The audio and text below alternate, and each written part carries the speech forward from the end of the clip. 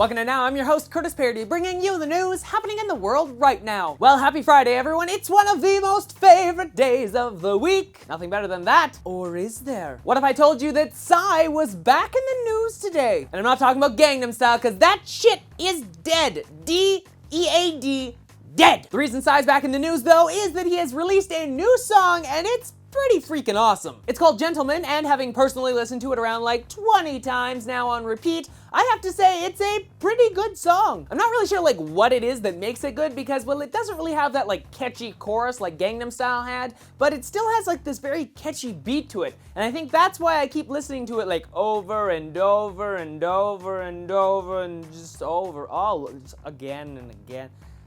Continually. Even if other people don't think it's, that great, people will still click on the video to see like what it sounds like. And hey, there's billions of people who watched the first song, so I'm gonna place my bets on the fact that this video is also going to blow up. So if you want, there's a link to the song's YouTube page in the description below, like always, where you can find it, of course. You can listen to it and then check it out. And hey, then you can go and you can buy it on iTunes or something. Also, on a side note here, get it now. That way you can be the hipster that you want to be and say, I was first. Boom! First!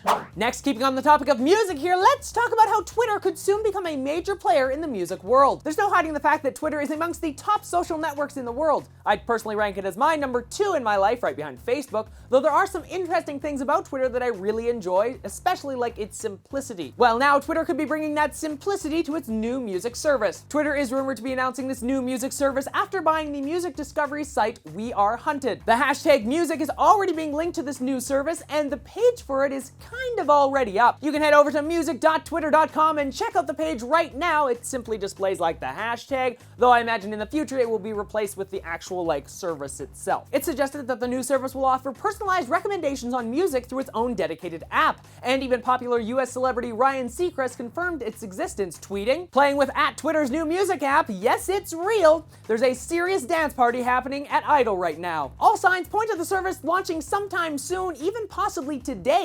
So keep your eyes and ears open because starting today, there could be a new player in the music world." And hey, if you're a fan of Twitter, why not follow the Now on Twitter? That way you can stay up to date on the latest things happening in the world right now. And hey, you can even tweet in story ideas like the last one, and I may talk about it right here on the show. So check us out at the Now News. From music and Twitter, a rather interesting episode of a popular TV show aired last night to mixed reviews. Warning, spoiler alert for the Glee fans out there. You may want to stop the video right now. It looks like Glee struck a nerve with some viewers last night when it aired an episode that involved a school shooting. The fictitious McKinley High was put under high alert when gunshots were fired in the school. Now, no one in the show was killed off or even harmed, but it did raise many questions about the show. Glee has always been at the forefront of ongoing topics in the world. Like many TV shows, it tends to have them happen in the show, then help people actually deal with them in some way, and in the end, everything seems to just work out. But people aren't happy about the way this has all been perceived. Victims and people surrounding the recent school shootings in Newtown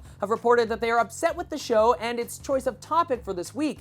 And they're upset that they were not alerted to the show's topic until it aired last night. To this I say, yes, I totally get where you're coming from, like you'll be upset, but also in Ryan Murphy's defense, he doesn't have to come knocking on your door and ask if it's all right to do a show about school shootings, just because one recently happened to you. Just like when teen pregnancy was a very controversial topic to see on TV, the more and more it happens in the real world, the more likely major shows like Glee are actually going to be talking about it.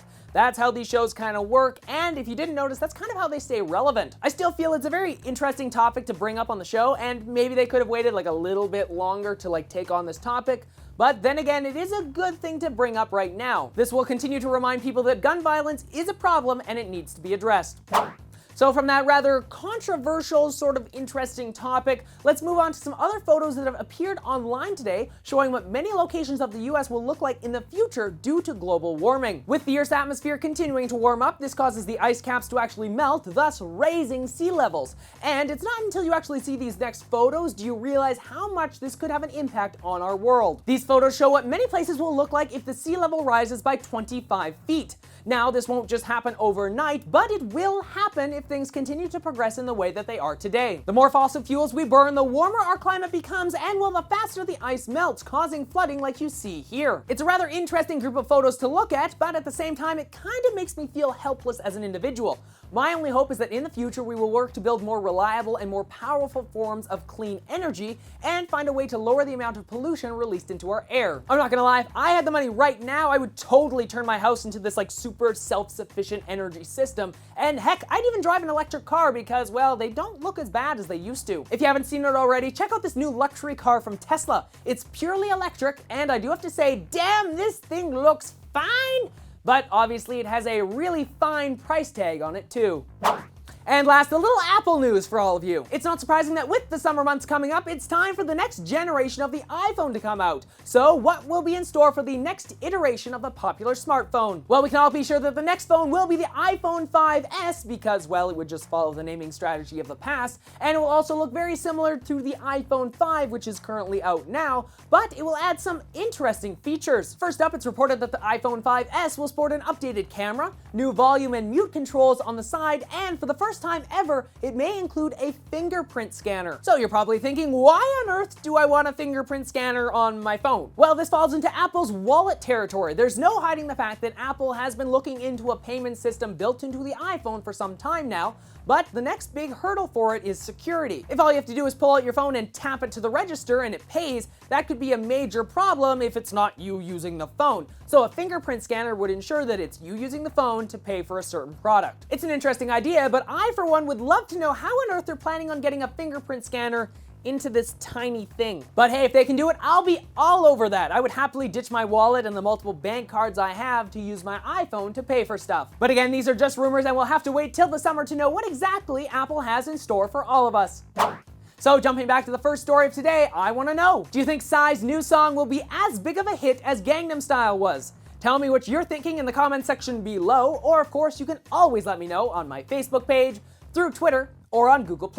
Links to all that and the other topics I talked about in today's episode in the description below, along with the always amazing subscribe button. So until next time, I'm Curtis Parody, and that's what's happening now.